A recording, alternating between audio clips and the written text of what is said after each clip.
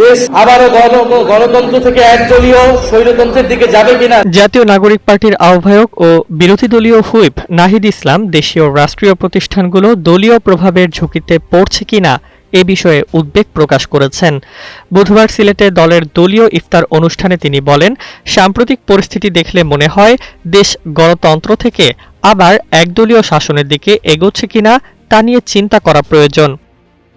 Nahid Islam Bangladesh bank ও দুর্নীতি দমন commission সহ গুরুত্বপূর্ণ প্রতিষ্ঠানগুলোর কার্যক্রমে জবাবদিহিতার প্রয়োজনীয়তা তুলে ধরেন। বিশেষ করে দুদকের চেয়ারম্যান ও কমিশনারদের পদত্যাগ প্রসঙ্গে সরকারের স্পষ্ট ব্যাখ্যা দাবি করেন।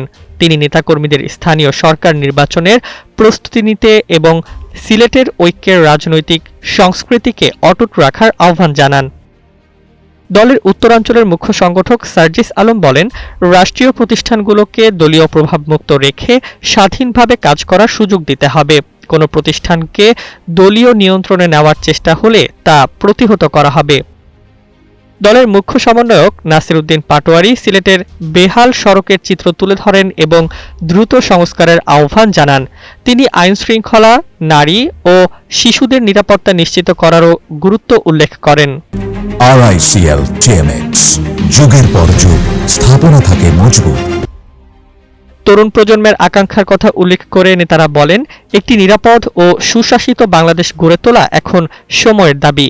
অনুষ্ঠানের শেষে দেশ ও জাতির কল্যাণ কামনা করা হয়।